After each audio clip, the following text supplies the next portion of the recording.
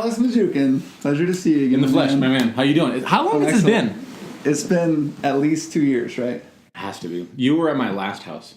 I did come here. You did? To get a Did I know you were here? Sprayer or something. You opened the garage for me. Oh yeah, that's right. Yeah. I thought it was like a creepy Like a thing paint where like sprayer. you showed up but I was sleeping. Like I did that. Did that. So hey, welcome to Free Candy. This is my friend Alex Majukin, also known as Mr. Build It. I like that you did the Majukin thing. A lot of people do the American thing. It's like Mazukin. Mazukin. I mean, did I get it right? You got it like nailed, but okay. I just appreciate you touching on the motherland like that. Okay. Yeah, it's really Mother good. Russia. Mm-hmm. Putin Respect. 2016 is what we're all about. The campaign is PewDiePie 2016. Excellent. Well, and so you, where to begin? Mm-hmm. So I've watched you go from a couple of jobs and newlywed to having a couple of kids to growing multiple businesses and accounts, and now you're just starting your own podcast, and I fortuitously asked you to come be a part of this thing that whatever this is. You touched the podcast. Let's jump in there. Yeah. And then you happen to be doing your own. So I watched Pillow Talk, and we'll get all that stuff out there to my appreciate it 18 subscribers. Hey, we just touched 7, so we're looking real good so far. Everyone counts, man. I think I saw you at like 13 when I watched at the office. Oh, I appreciate that. So I kind of want to talk a lot about your own story, but how else would you describe your own introduction? Wow, I think you nailed it. I mean, it's funny, you never really realize what you did until somebody recaps it for you. My wife is always good about doing that for me. I just never feel like I'm doing enough, to be honest with you. Like I'm in this rat race where I always feel like I'm leaving something on the table because end of the day, I always promise. When did I start Mr. I started Mr. Build It, which is a DIY content creating kind of channel on YouTube, and we have a blog called Mr. Build It and Mrs. Style It. All these tutorials, I started that like 3 years ago, and I promised myself, like, look, I'm going to do this for 5 years, and for 5 years, I'm going to give it 120%. That way, if it doesn't do anything for me in 5 years, I can look back and be like, look, I've tried it, I gave it my best, what's next? What were the other jobs while you were starting that? Other jobs. So respiratory stuff. Yep. So I got my degree as a respiratory therapist, so I work locally here at St. Luke's.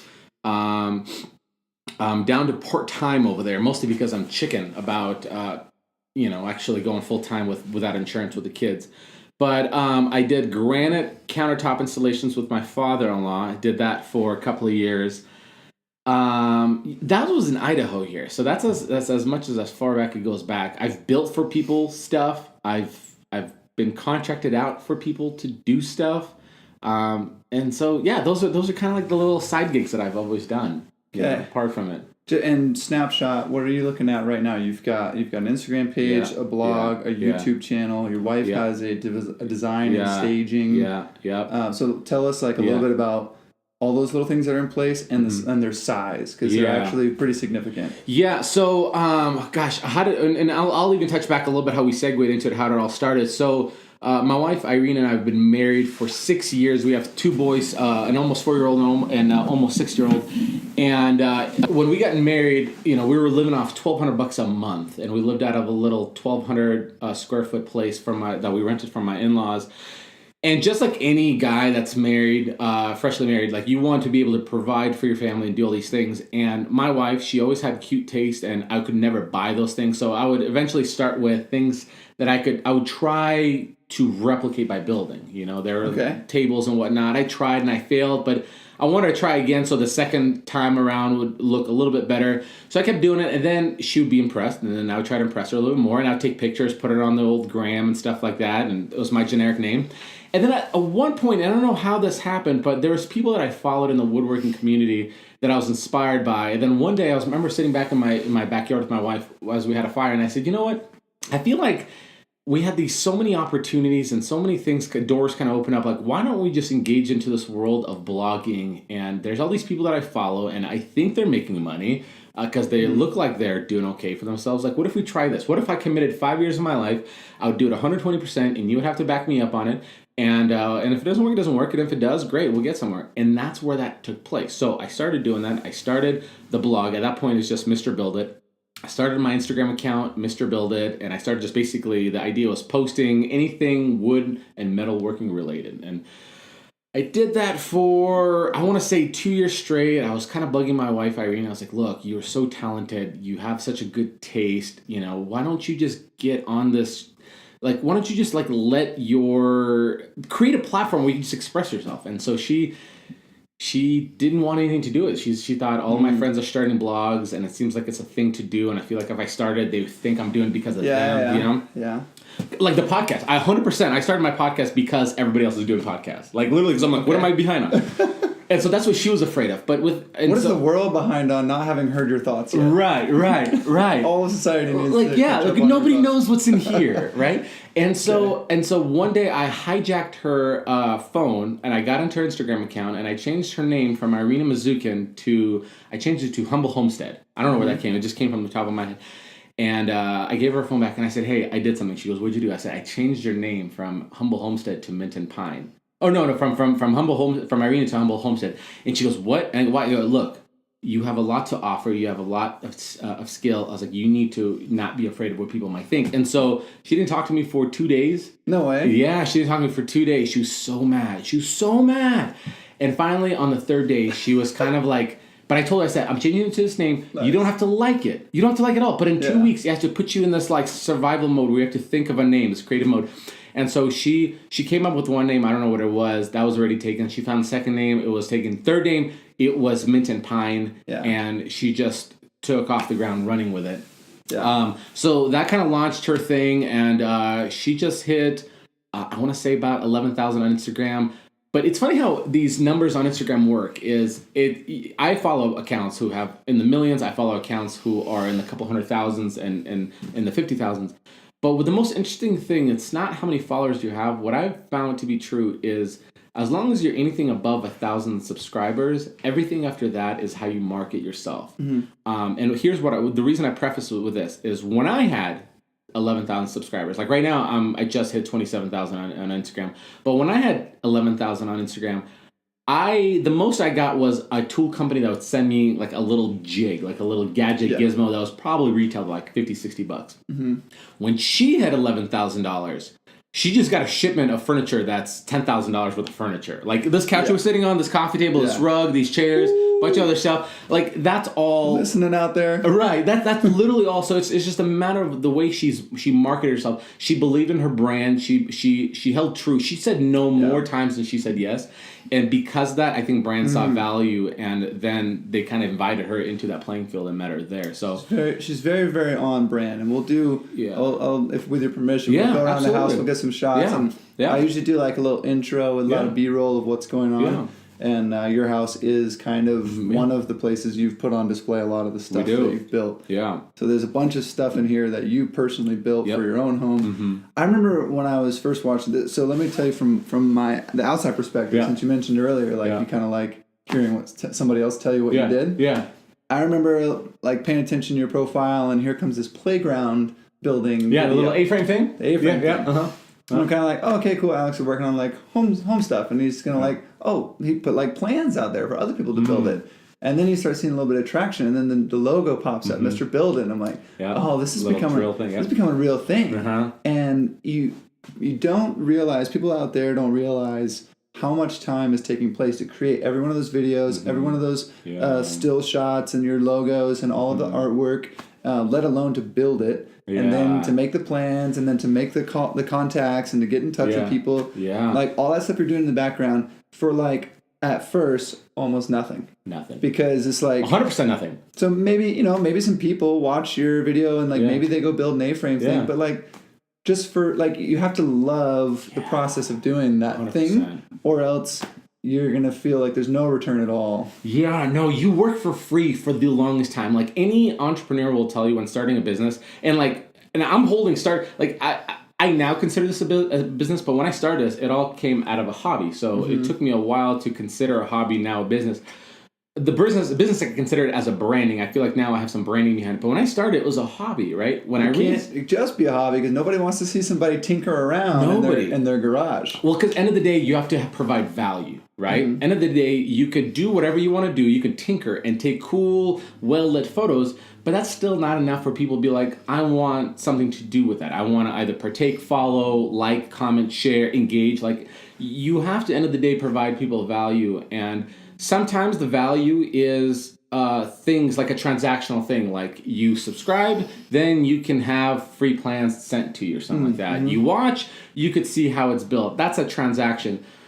But other times, value is being brought through personality. Sometimes value is being brought, like podcasts. I think podcast is that there. Like there's certain podcasts, like Joe Rogan's kind of notorious for having these like experts in the field that are 3 hours long. But then there's other times where people just like your personality. They want to, you strike them as a person they want to be around. So they want to follow your life's journey, I remember I had some guy tell me something about like, you should do a book. I'm like, a book? Like I'm nothing even close to a place in my life where I would say what I've done is anything significant.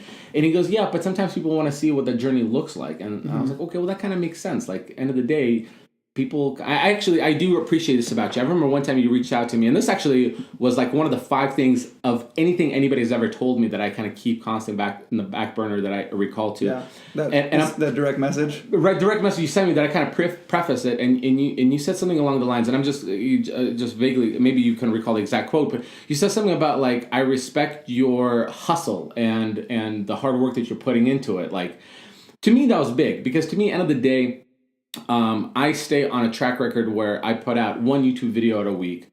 I put out now a podcast a week. I now help my wife in her business a few times a week. I'm a full-time dad. My kid does jiu-jitsu, so I make sure I'm there all the time. I do jiu-jitsu. Yeah. I'm a long-distance runner. I'm a parent. I'm a husband. I have a lot. You're in shape. You eat right. Like, people talk about like grind and hustle, and that was one of the things. It's like, if I could get you in front of a camera and extract some of your story, I think people will find value even just this conversation of like, maybe even it's a moment of just check yourself, because you might say that you want additional income. Yeah. You might say that you want to make a move in your career. Yeah. You're not happy with where you live, or whatever that thing is that you have as a goal. Yeah. Plenty of people have goals, and now's a pretty relevant time because people make a lot of New Year's resolutions. Yeah.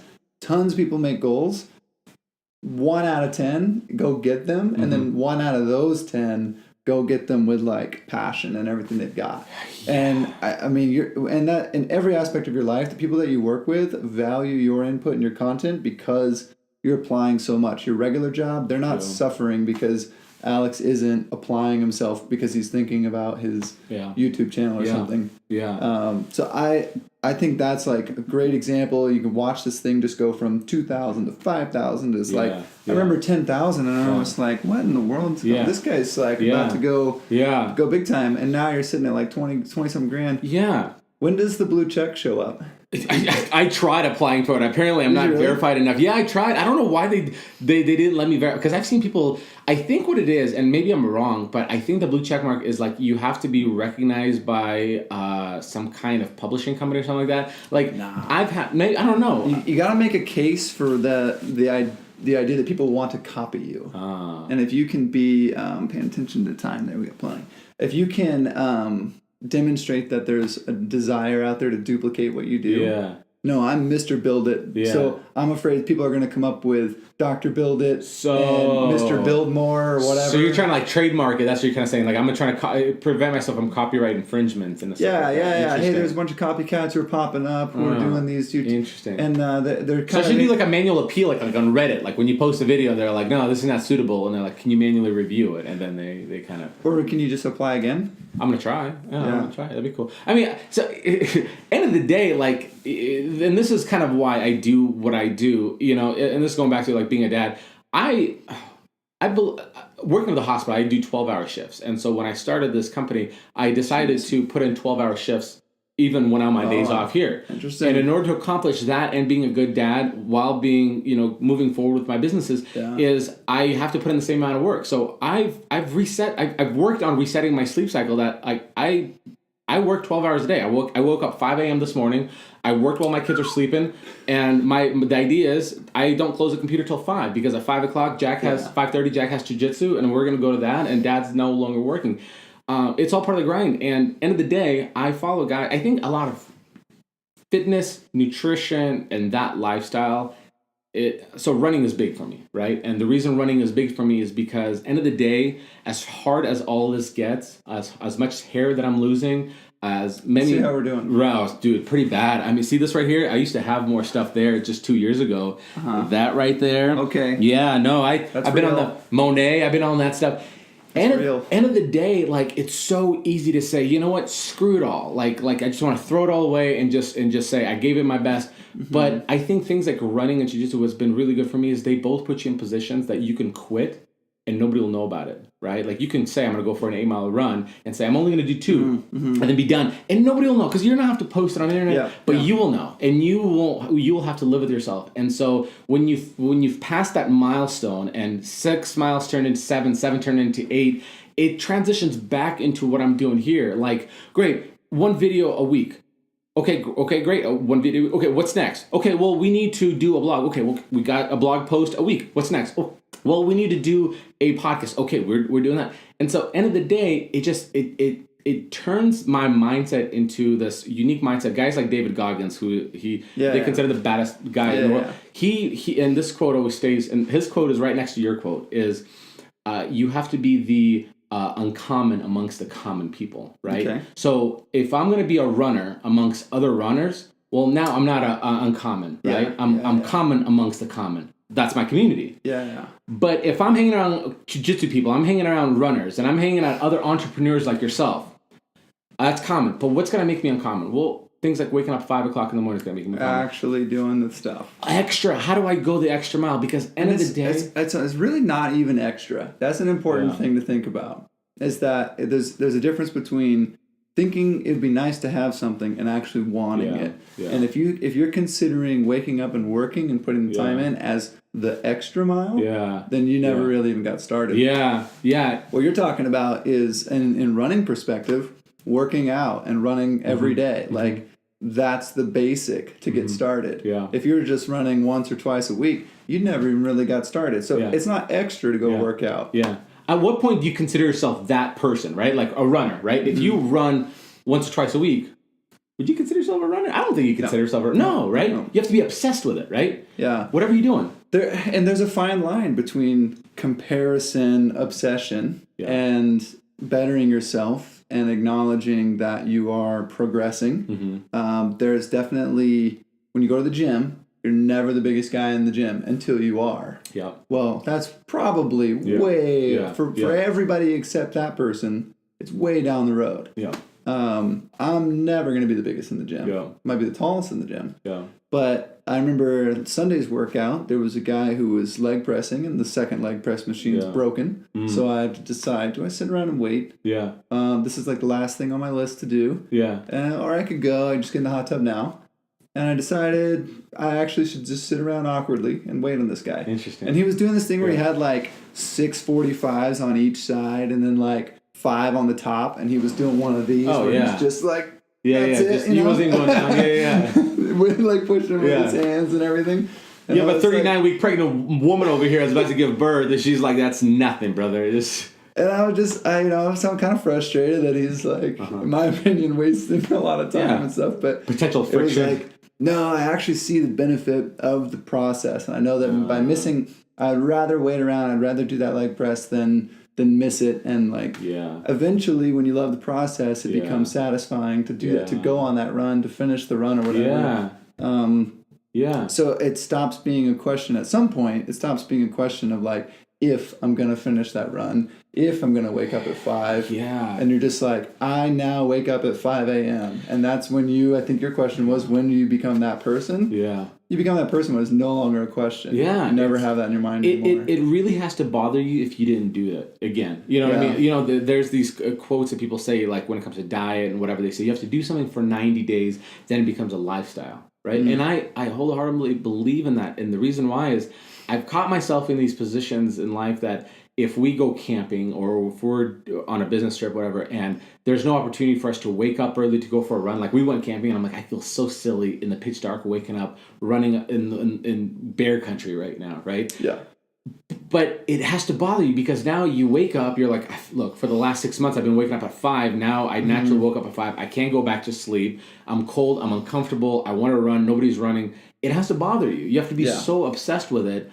And it's this weird game of never enough. But in the weirdness of never enough and the dissatisfaction, there's so much satisfaction because end of the day, you feel like you were the uncommon amongst the uncommon. You know, to me, it's a kick. To me, it's an endorphin release. I create lists daily. So this jungle run of doing all this stuff, it never fulfills anything. But the only time it fulfills something is when somebody acknowledges, like yourself, like, hey, man, I respect that hustle. Like, man, good on you. Or my wife says, like, you know, what's your New Year's resolution? I'm like, this, and other thing. She goes, well, you already did that this last year. You already got a brand to sign you on full time. You already got sponsorships. You already got like, what else? You know, I'm like, oh, you're right. So until somebody acknowledges you. But on the day-to-day, it's lists. To me, if I create at 5 o'clock in the morning with my cup of coffee, I create a list of things I want to accomplish today, this really optimistic list. Each thing I cross off is just life given to me. And if I see that sticky note with the thing crossed out, I'm like, this is like 24 hours well spent. So let's try it again tomorrow. You're up at 5. What time do you go to bed? 10:30. Okay. 10:30. That's not a lot of sleep. 6.5 hours, I believe. Are you really intentional about how you sleep? I am. I had to kind of figure out, I think everybody's body's different, and I know there's a lot of studies out there about the importance of REM sleep, and in fact, there's a really good book called Why We Sleep. You mentioned Joe Rogan. Yeah, he was on there. The guy that wrote it, right? There. Yeah, he was talking about cancer. Like carcinogenic cells, like increase like 25% by 1 hour sleep or less. My book club went through that book. Interesting. And I would not recommend after going through that book being on 6 hours of sleep. Beyond 6 hours. Huh? My boss is on like 4 or 5. And so he's saying Trump's on 4 or 5. There's one Trump reference. Wait, no. Now, right? Yeah, we only got 6 more to go, so we have to pace ourselves. By the way, how long are your podcasts usually before? They're like an hour. Sometimes. Oh, perfect. They can be a half hour. Okay, good. I didn't want you to be like, okay, well, 20 minutes all we got for today. What we'll do, I just kind of go up here and like restart the video. Once that thing gets down to like 20 minutes, like. It just has I think it might be 30 or 40, but anyway. You let me know. Good, I'm glad to know that. So I never actually read the book, but I did hear the guys mentioning in the podcast that how important it is to sleep more and actually, rest in that. In that book, is he saying that less sleep is good? Nope. You gotta have his whole point. You gotta have 8 because that's what enables you to get to real REM sleep. Interesting. Without 8, you're not getting to full deep stage 4 REM sleep. You're not. Your brain's not organizing the information. It's not sending out the right kind of healing for your muscles. Yeah. And which I believe in that. The recovery period, right? The recovery period. So here's my thing, and this is why I'm such a bad sleeper. We have a good mattress, good pillows, all that stuff. I've done this dance where I'd wake up like 7:30, 8 o'clock, maybe go to bed about 11, right? And the first part of sleep, falling asleep is easy because, people say technology and blah, blah, blah, I'll keep you awake. Falling asleep is not an issue. There's this part in the middle of the night, I wake up and then I can't fall back asleep. And then I'll fall back asleep for a short period of time. So essentially I wake up like 5 times in the last quarter of sleep. Now, after doing that for a while and being so exhausted with everything I'm trying to do, I've realized with me, after I started putting my runs towards the night, so I'd go for whatever mile run, come home, take a shower, go straight to bed, I would sleep like a baby. Now, I wouldn't wake up going, oh, let's go, conquer the day. It'd still be a rough go. But I would sleep like a baby. And to me, I realized I have to legitimately exhaust myself in order to do that. And everybody definitely is different. But I mean, there are some well-documented stuff in that book on like what that benefit is. The other component that you see in the book is that there's a circadian rhythm to like an intentional time that you should be awake and should be sleeping. That's the argument being made. And so the argument is being made more for like late, especially like when you get to be a teenager, you start staying up towards midnight or 1 a.m. and not wanting to get up at 6:30 and 7 a.m. and go to school. And so these kids are fighting their natural rhythm in the bodies the way it wants to sleep so they can be in traffic at 7 o'clock in the morning. So it's against stuff like that. Yeah. And then as you get older, maybe you're supposed to start waking up a little bit earlier. but we're not. I mean, you're not intended to have like nurses and police officers out here who are doing like 3 overnight shifts and then forcing their bodies to sleep during the day. It's not just light. It's like your cells and your organs that they want to operate at certain times. Absolutely. I will say this: last night, and I was kind of thinking about it the last couple of days. I'm like, man, I'm exhausted during the day. Because I'm exhausted during the night. I wake up. I'm not energized. So this last night, I actually did a little experiment. I go, okay, so it's 10:30. I'm so tired. I had like a glass of red wine. I was like, I'm gonna go to bed. So I go to bed. My wife's still up, and I fall asleep just on the dime. And I decided to set my alarm for 30 minutes later than 5 o'clock, so 5:30. And I woke up feeling, I would say like 60% feeling better than if I was to wake up 30 minutes before that. And so that was kind of my thing. I was like, so for a while, I did this whole thing where I only sleep for the 6.5 hours. I'm like, that's my thing, because end of the day, there's too much work that needs to be done, right? And I wanted to have that Shark Tank mentality. But then I realized, well, what's the point of doing that? Like, I did that for a few months. You get yourself up and start to do work, but it's crappy work. But it's crappy work. Groggy. And it took me 6 cups of coffee to feel at par. Like, what's the point? Because I'm doing more destruction to myself, at the end of the day. So that's kind of my thing. I think I liked what I saw this morning. I think I'm going to try it again tomorrow. And that's kind of going to be my ongoing thing is, look, if 30 minutes is all it takes for me to give up for my body to feel a little bit better, because at the end of the day, I eat a certain way and I act a certain way, and because I want to feel a certain way, right? Like I can't eat a bag of Cheetos now and feel great. I eat a bag of Cheetos and then I feel disgusted, And so, I need to work on maturing my diet for sure as well. Yeah. So do you read any other books or listen to any books? So I do. So podcasts are my life. I podcast in the car to learn as much as I can, but audiobooks are my jam. I just finished David Goggins' book, You Can't Hurt Me. Okay. I did that. Right before that, another book that really kind of helped transform my life is Jesse Itzler's book, which David Goggins lived with him. Jesse Itzler, I think he started like a Fortune 500 company, this private jet rental company, and he wrote a book called Living with a SEAL and Living with Monks, and it's just about like how to kind of optimize yourself and your intention. He's a guy that kind of calculated and broke down like the amount of football he watched in minutes and how much of his life he couldn't got back. And one thing I'll take away from him, he was also on Joe's show, wasn't he?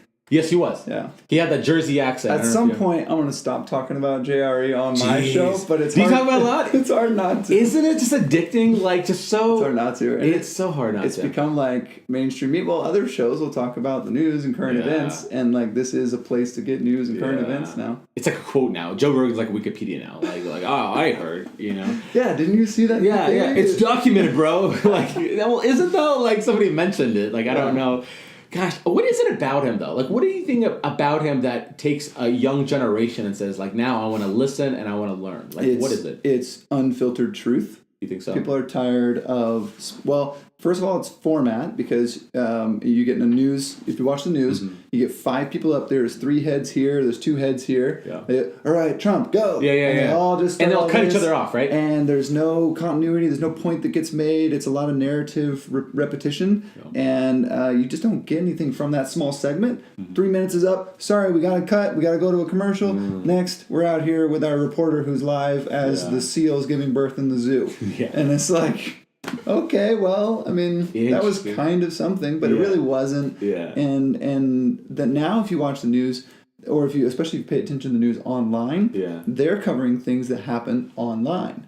So a big thing that recently happened was the Catholic school that had the boys who were confronted with the Native American elder. Well, that was an event that took place like online, and the reactions were on Twitter, and so now the news wasn't even really there. But there were no cameramen, there were no reporters there, but now they take the story from online and put it on TV, because that's what news is now. That's what everybody's talking about, paying attention to. So they have to pay attention to the internet. Yeah. So they've become so kind of irrelevant. People not only aren't going to them for news, they're going to the internet for news, and now the news has to go to the internet for news to put in front of the people who aren't on the internet. Yeah. That's where we're at. What do you think it's going to do to the young millennials that are like listening to these 3-hour-long segments? Do you think it's going to recalibrate them to kind of put the 30-minute sitcoms to the side and engage in something that's longer lasting? I think you see like with like Game of Thrones, which I didn't watch, but you hear all about it. I refuse to watch. They're longer episodes, right? Yeah. They're like hour-long episodes. Are they? I didn't know that. I think so. Oh, interesting. Stranger Things, wasn't that also? They're more. Never than, watched that either. They're more than 30 minutes, I think. Yeah. So I think people want content, and plus you binge watch anyway. It doesn't matter how long a show is, if it's 30 minutes or not. They watch the whole series. Yeah. Right then and there. So there is a culture that wants to sit down, grab their content online as cheaply or free. Yeah. As cheaply as possible or free, and then just dissect it all at once. Interesting. I think that's our culture for sure. And I think our culture is very option oriented. They want as many options. So you open up Netflix, there's one show that you already like and could watch. Yeah. Here's 55 other shows that you can see. Yeah. And then you can scroll for eternity on everything else. What are your friends watching? What's popular? Here's like a trailer. Yeah. That's why Hulu, Prime, and Netflix won't give you a singular app that you can just say, which one of you people that I'm paying money shows this TV show? Yeah. Because you have to go through all of their original programming and ads. You have to see all that in order for them to get value. Because they know you want that infinite scroll. And it pervades into things like dating. Now you have dating apps with infinite scroll. Yeah. I could talk to you. I could engage with you. But there's 5,000 more of you. Let me just see what else is out there. So it's going to be that way with jobs. It's going to be that way with vehicles, whatever. So are you saying this is just gonna make it more convenient to access, or are you saying this is gonna? Because that was my overall question. Is like, I feel like before we always said things like we live in this, and maybe I'm using the wrong term, but there's something like a microwave kind of a society where everything is done in these Chef Boyardee microwave meals, right? Where it's like 30 minutes and it's done. 30-minute sitcom, it's done. 30-minute meals done. Like we solve our problems within these short periods of time, and we're not in it for the long haul. I think that was the 90s kids. You think? Yeah, right. Do you think there's these long format? That's Home Improvement and Family Matters. The conflict begins somewhere in the first 5 minutes of the show. The conflict resolves in the last minute. 30 minutes, it's all canned. Now, all the stories, all the narratives are ongoing. Even your big movies, like your Avengers movies. Yeah, they leave you high and dry. You're on, and everybody dies. We don't know. Everybody dies. The movie keeps going until Robert Downey Jr. actually dies, and then I don't believe that day will come. This is going to be his body like Weekend at Bernie's. Yeah. Well, no, but he's got the suit now, so the suit is just going to do it for him, We have a real dead body of Robert Downey Jr. in the Avengers. Another gin and tonic. So it's a different culture for sure than like 90s kids getting it packaged.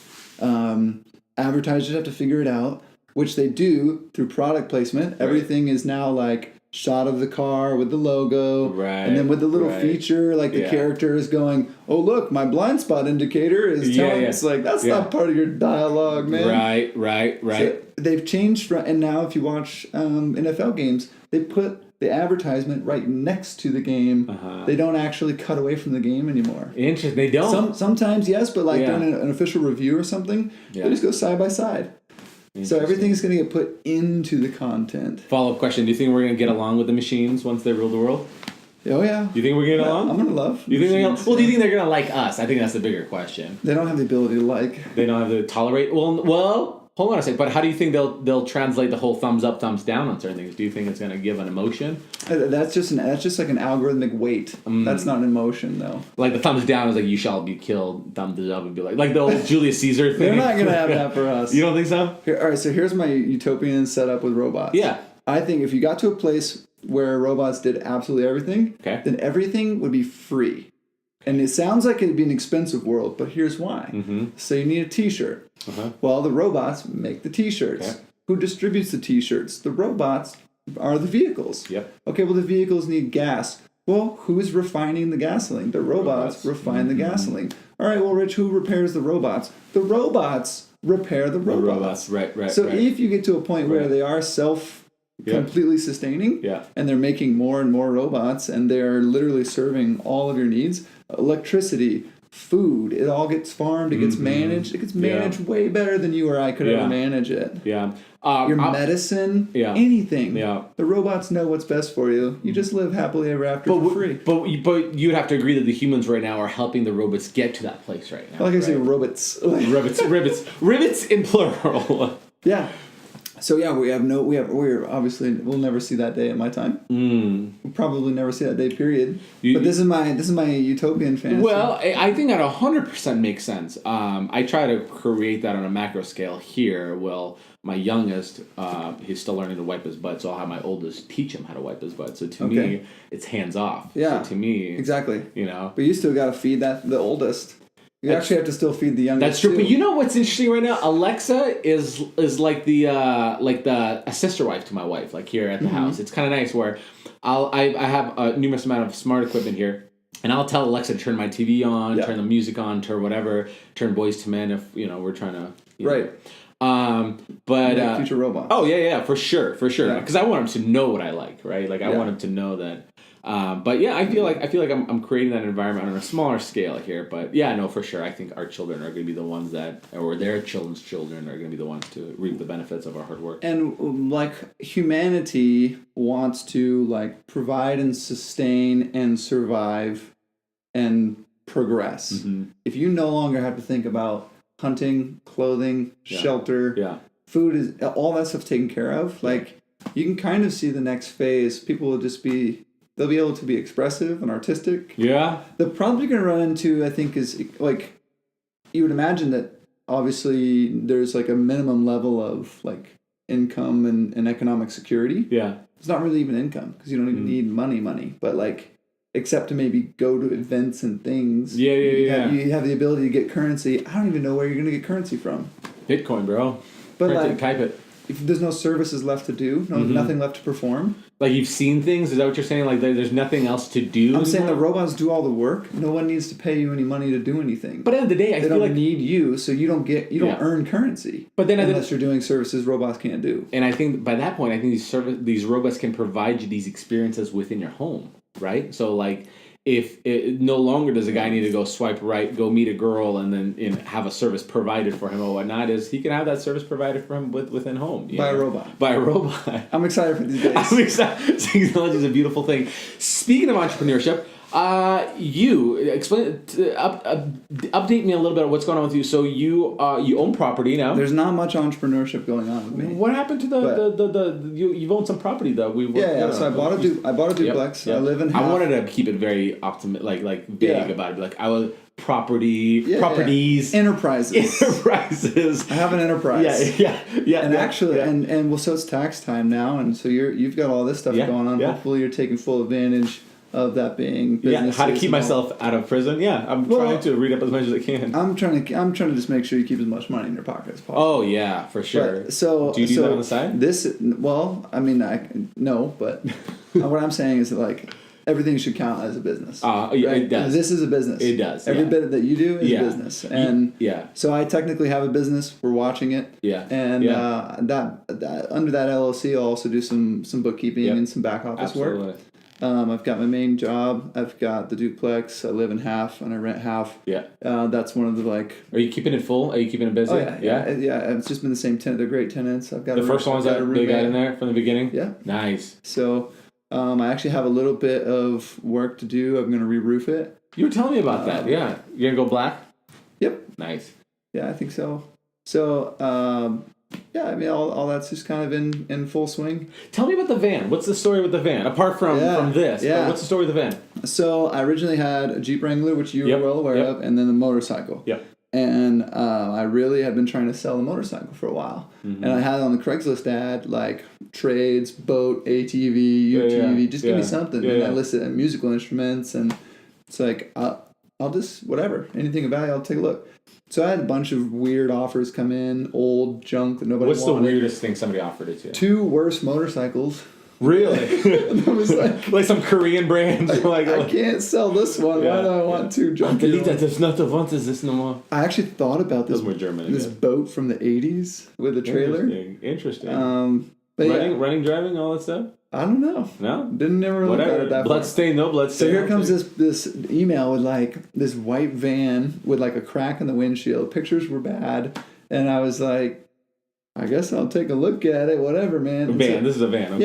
Yeah. But he drove it from Burley to meet me. Really? That morning, I don't know. He's probably never going to watch this, but that morning, that bike wouldn't start. No. That bike needed a new battery. It needed the gas to be. It was like after a winter, so it needed the gas to be drained and fresh gas put in. Wow. It needed to be cleaned up. Like it'd just been sitting around. And I was pretty happy to see somebody with interest. So I got it all cleaned up. I got it started like an hour before the guy showed up to meet.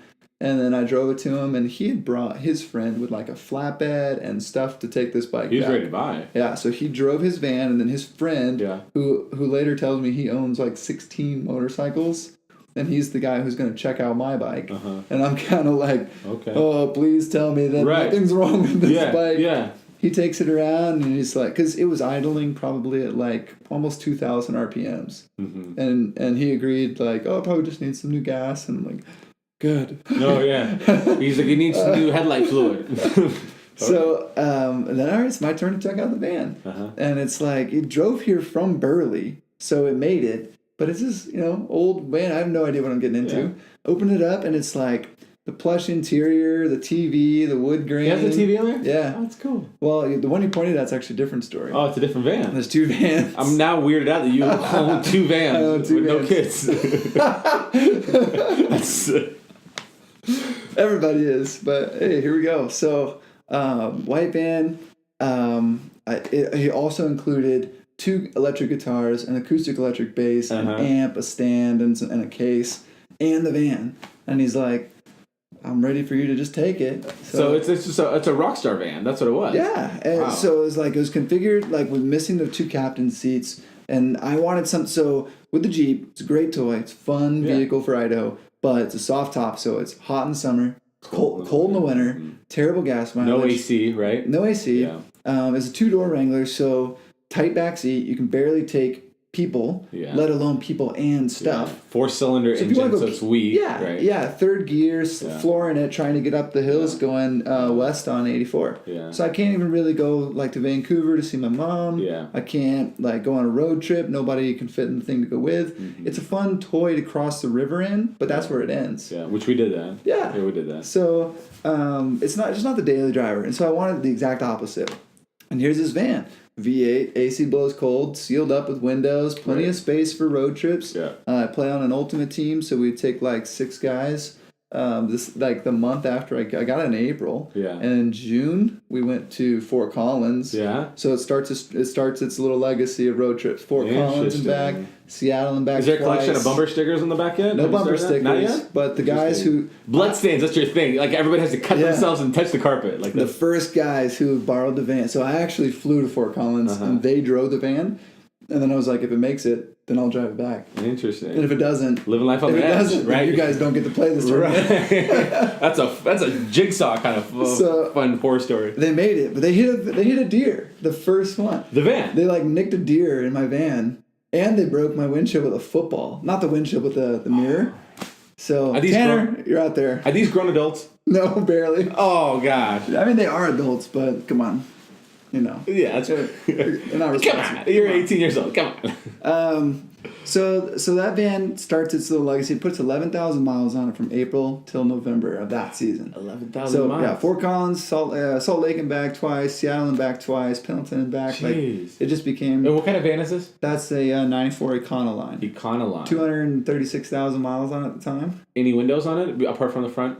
Yeah. Passenger. It's full. it's It's got full. windows. It's full windows. It's not windows. It's not the contractor van. It's got blinds. It's not got- really. It's the real deal. Gosh. So Quaint space. Yeah, and at some point there was like some personal development taking place in there too, where I realized like I wanted to have more confidence in the things that I liked and less concern about what everybody else thought about those things. And like one of the pivotal things in that was like I was always explaining to people I'd meet or if I'd go on a date or something like, well, I drive this van, but I used to have a Jeep and a motorcycle because I want to control the image you have of me. I want you to think I'm cool. And I know Jeep and motorcycle's cool. So I got to wipe away all those stuff I don't want to. With bleach. Yeah. Which so, I use the same bleach on my van after my dates. Is that kind of how that goes? I guess. Sure. And so I actually was cruising Craigslist and I saw another van that has the bump up ceiling. Interesting. and I really wanted that bump up ceiling. So Well, that van is the van that I'm like, when I first of all, I kind of spied at you when you showed up and nobody's home. I opened the garage door and I have a couple of cameras outside, so I tapped into my ring. I was like, I wonder if Rich is there, and I saw you pull up in that. I go, oh, first thing I was like, oh, that's a cool like camping trailer, like RV kind of like van, because that one looks luxurious. I mean, that's like first class seating on an airplane. yeah. So It's that way better than an airplane. is yeah. 9 hours in that from Tacoma is better than a 4-hour flight. I believe that. I'm like, oh, he's going camping, he's doing all this stuff, but didn't realize you had another van apart from this. Yeah. That's interesting. Yeah. So that one I bought because it had the bump out and the interior is super nice. Yeah. 30,000 less miles. It was on Meridian Public Auction for $500. Interesting. So I was like, I'm gonna get in on this auction. You're like, I'm living the van life. I won the auction, Yeah. so I was kind of nervous. Like I just owned my second van. Interesting. But was that a proud moment or what These was that? vans are cheap. That's are the thing. So I'm driving. I have 2 vans. I have a total of like $5,000 invested in vehicles. Interesting. I promise you have more than yeah. $5,000 Sure. vehicles, and Sure. everyone I'm watching has more than Sure. $5,000 vehicles. Sure. But my vehicles are like, Yeah. like if I have to get rid of them tomorrow, no problem. I don't care. Yeah. And otherwise, they're these amazing road trip monsters, camping trips, Yeah. hauling music gear, so I can fit a 5-piece band in there, no problem. Interesting. So I've used it for all I like of that you said how many piece band instead of how many bodies. Like you said, I can do 5-piece band Plus the band. You're right. Like, the band and the interesting. gear. So you're all like of I that. could do like 12 female bodies or like like 8 male bodies. like that's. The white van, one of the first things we did, we got a bunch of the dudes from the team, we went downtown, we had 12 guys in it. In the van. And I drove the van downtown, we were watching Lord of the Rings on VHS, Really? and they're all going downtown to go to the bars and stuff. What's the story of the band? How many bands are you in? Because I always see you in a couple of different get-togethers. Yeah, I'm in like 4 bands. 4 bands. So it's kind of a lot. And do you play guitar or drums in So all I of them? play drums in a hardcore band called Nikeo. Okay. I play drums in a country cover band, but I'm actually kind of moving over to bass in that band. Is that a promotion or is that just a... That's always a promotion. Is that a playing bass? Yeah. Bass is as high as Is that where the girls are going for nowadays? Like in my experience. Is yes, it? Yes, for sure. I gotta learn band lingo, like, because I'm like, what gives you the most, ladies, Probably the bass whatever guy. I'm playing. Right, because the front singer, lead singers, they're too flashy. Do you want to be a high profile girlfriend? Yeah, sex offender, like right there, like that's you're the singer, you're the lead singer, right? Like, some people like the strong silent type. So the bassist isn't singing. Yeah. And he's got the big old guitar. There's this hidden like mystery behind it, right? Probably not. No. There's this guy in our church. He plays bass, and he looks like everybody's dad out there. Like everybody's dad that works at a tire shop, and he's just bald right here. He looks like his name was Walter. Like just got the side thing on the back, and it's just interesting. Well, that's probably not his legal name. I promise you that. But he's got his shirt tucked in, all that stuff, and when he gets into it, he just kind of does this like shoulder thing. That's all he does with it. Like, and I was like, can't do too much. That's respect. You gotta kind of you can sway, you can lean in a little bit. Well, there's not a lot of action that takes place, right? So like you can only go as far as the action. So I bought the remote pack, the wireless set, so that I could run around on stage and stuff. Do you have a little stage presence? Yeah, we only covered 2 bands. So the funk soul R&B band, we did Boise Brewing's Brewfest, like a couple thousand people out in the street. And now when they had like this, they have their own stage and stuff. Yeah. So that was a pretty big show, and so I like jumped off the amp and stuff. Do you do that all the time, or is it only certain environments? Or like, so if you were gonna perform at a bar that has like maybe 50 people, would you do the same? I'm not gonna act. You're not gonna act that? I'll just plug into the bass and stand there. Probably pretty quiet. I want to catch you on that day. Like I want to see you, on the exciting day. Or the I'm quiet excited. day? No, I want to see you on because I've seen you like playing church. So like I've seen you on a quiet. Tell you what. April. Put down 420. Put down 420. 420. Okay, smoking weed that day. So, yes. Yeah. So it's Idaho Education of the Young Child. So your kids, you go to Botanical Gardens. They've got a bunch of booths set up for like all the events for kids. Yeah. And we'll be playing that. The Botanical Gardens, April 420. Okay. If I don't have anything going on that day, I'm there and I'm expecting you to rip shirt, like break your guitar. I'll do whatever you want. I won't break it. You won't break it. You can give me a guitar to break. Really? Yeah. I'll get you like a cheap Fender. Like I'll break whatever you give me, but I'm not breaking. What's the cheap Fender that they call? Like everybody that gets when they're like, I want to learn to play guitar. Like they go get Squire. that. Squire. That's what it is. That's the black and white, whatever the thing is. I've had one. Yeah. Yep. Yeah. So I'll break that for you. But that would be cool, and your whole family would enjoy it. Yeah, I'm there, man. If I'm not anywhere, I'll be there. I'll send you a text about it now. Yeah, do that. What else you got going on? Are you still rock climbing? Not really. No. What's your like top 5 activities that like keep you busy? So right. podcasting. So right now, owning enterprises. owning enterprises. Well, anyway. That's about it. That's just owning enterprises, and we'll see you next episode. Yeah. Music is in there. Do you know how many dates you're gonna get asked on after this? I mean, like, I got 13, 18 subscribers, so that's at least 10 that you're gonna get asked out. All of you. I'm pretty sure I can name every one of them. We'll start a random email for you to send your resume to Rich. It'll be like daterich@gmail.com. Hotmail, because nobody uses Hotmail. Date free candy vlog. Yeah. First date. We'll call it first date van at hotmail.com. Yeah, anytime you want to talk about dating, I know you're not necessarily qualified in this area right now. Oh, I feel like I'm an expert. How are you an expert? I am an expert world dating. Because I feel like married for how many years? 6 years? 6 to 7 years now. 6 to 7 years now. How in the world would you be an expert? I would say I'm an expert because I feel there's a lot of people that are making poor decisions out there. You know what I mean? I think there's a lot of things that people might. I mean, I say expert jokingly, but to justify myself, I would say there's a lot of people that hold certain things that are unimportant in dating relationships, and there's certain things that should not be important that they hold too high, and like too many closed-handed, open-handed issues that I feel like vaping. Like our previous we recorded our podcast today, Pillow Talk, which you should unsubscribe from this one. I'm kidding. No, but so we were talking about our previous podcast. I'm your only comment on the videos, by the way. I know, but we were talking about like vaping right now and how like cigarettes, like so my buddy Jeremiah, him and I are co-hosting the thing. He was talking about like 10 years ago he used to smoke, and we're saying how where it originated. At least back then there was not enough information, and at least they presented looking cool. Nowadays, like the guys that are vaping are guys that own like 96 hatchbacks. Mm-hmm. They're 25 years old. They got the frog gauges. stance. Yes, exactly. The whatever. What do they call frog stance? I think so. Is that what's called? I know it's stance. I know there's an account called Stance Nation. So they're all every tool out there smoking strawberry vapes are out there. The Juul, I have to explain to you what the Juul was. And so like if you have comments regarding this, go to Pillow Talk. A lot of don't comment on free candy on why you're vaping. Right. Comment on his show. Yeah, first thing, I want you to quit vaping before you come to our show. What does it have to do with dating? What's up? What is it? Oh, well, just nothing. I feel like I was looking for avenues to speak into the vaping world. No, but segue to get to just vaping. Choices. I feel like the choices that people are making. Like, how do you talk to a person who's vaping strawberry, bubble gum, and talk to them about landing a decent candidate to mate with in this world? I don't know. That's just my theory behind it. Right. Yeah, I mean, when you talk about... Am I coming up a little Trumpish? I feel like I'm coming up a little Trumpish. 3, 4. What's the number we got to hit? 7? Yeah, 6 or 7. 7 is the... Yeah. Folks, if we get 7, you get a full bingo. Everybody here gets a brand new set of tools.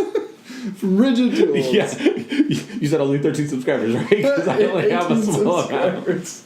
Yeah, you're gonna get 10,000 subscribers after this, and I'm gonna file for bankruptcy. Just because we got to say Trump. That's another one. Do you feel like it's good clickbait? Like if we SEO optimize it, do you feel like Trump is getting far more hits on Google Trends than? I'm not gonna SEO optimize that on my page. No. Oh. Do you ever clickbait? You ever said clickbait? No, I don't do that. Now, speaking of clickbait, I did see a couple of your biggest hits were pallet wood projects. Yeah, not anymore though. But they were talking 500K. Right, I did have. That was one of my first bigger videos. Do you ever try to chase the trends? Yeah, I do. Try to stick on that. I do, and it's a little disappointing. I tried a vape video. Vape video? Can you please make a wood vape mod or case? Yeah, but then do a spin-off like vape /smoking /pellet grill kind of thing. Like a play off. How to vape pallet wood. Vape pallet. It's a little discouraging because you try to see what works and then try to continue it. Like, so I've done the pallet wood, then I tried another pallet wood thing and it worked. Well, then I tried another pallet wood thing and it didn't work, right? Mm-hmm. Then there was concrete. I tried one concrete project and it worked really well. Tried another one one. It didn't do so well. Then I did one with tech. I had one with the Ring that I did. Hit me 100,000 on it. And then I was like, okay, so smart home. I need to do smart home. Yeah. Did a couple of smart homes, didn't do so well. So it's a little discouraging. End of the day, I think the best advice is exactly what you said, is you want to see what's trending, you want to see what works, and try to continue the conversation. Kind of fishing a little bit? I don't know if I would call it fishing. I'd say, and this is one of the ways I heard people describing this, continue the conversation. Right? Like see what works, and then see, or sometimes people say like, oh, see what other people have done that works. And they'll say, oh, you mean copy them? No, they'll say continue the conversation. Have you done videos that are how to use YouTube or how to build a channel, how to get followers? Yeah. That's an interesting thing on people can build channels on making videos of how to build channels. Yeah. Sort of a... Yeah. A lot of people do that. There's a lot of people that their channel might just be like, this is financial advice. Yeah. But I'm also over here how to do this. How I grew my channel to so and so and so. And those videos will end up getting a ton of... So I would love to. I've never actually. First of all, I never thought about it. So I'll give you all the credit that if I try to do it, I'll definitely credit you on that. But number two, I feel like that comes off to me a little bit more clickbaity than it is. You know what I mean? Like, because even then, like, I'll go through YouTube and I'll see somebody saying like how, like one guy did a thing like how I scaled my woodworking business to be a multi-million or $1,000 business, whatever. And I'm like, I look at it and I know all the points that he's gonna make, and then I get into it and I just wasted 12 minutes of my day of nothing that I took away from it. I have a big pet peeve of videos that have some sort of content on the cover and the title, and you click it, and the first thing they're like, "Hey guys, welcome to my channel. I'm Rich Brown, and if you will take a minute to like and subscribe below, click that link, follow these 3 things." Let's talk about the last 3 videos I did. Do you remember the one from last week where it's like, and then a minute and a half later, it's something like, talking out of a closet, so it's like echoey. And then a minute and a half later, it's like, okay, now to the video, 10 seconds of some content, and you're like, no, this is what I think about it. Isn't that crazy, guys? What's that guy? And this is the complete opposite of that. I love that guy. Was it Uncle Rob or something like that, where he blows things up like, today, I'll show you how to play your Luke Bryan CD. And he goes, first of all, and he just right out of the gates, he goes, step 1, put your Luke Bryan CD in the thing. Step 2, get a gallon of gasoline. Fill it up. He's always blowing stuff all day. Uncle Rob, we'll have you on the podcast. Shout out to Uncle Rob. We'll have you both on Pillow Talk and Free Candy. Oh, that'd be great. We'll just sandwich it right in the middle. Right there, look, brother, right there. Uncle Rob, this is a love seat for a reason. As long as you don't blow anything Fun up. fact, this is Sleeper Sofa. Excellent. By who? That's Bassett Furniture. Bassett Furniture. Shout out to Bassett Furniture. Thanks for the sleeper sofa. But Uncle Rob, that was my plug-in. Oh, okay. Yeah, that's my plug-in. Gotcha, Uncle Rob. That way, if he's like, where am I going to sleep? See in a second. Like, he's probably, no pun intended, he's probably burned out. Like, I bet he hasn't really. Yeah. I bet he hasn't really had a big hit since he blew up that Luke Bryan CD. Yeah. Well, I mean, sorry. Imagine how many people you made angry from that, you know? Well, I think on that, that's a good note to wrap it up. I really appreciated talking with you, sharing some of your story. Absolutely. And bantering a good bit. A little bit of flowy content there. We didn't get to our max level of Trump, but I think we'll say that's at least 8 right there. That's thanks. Easy done. We're going to see what happens in 2020. It'll probably be whoever runs against Trump to be president.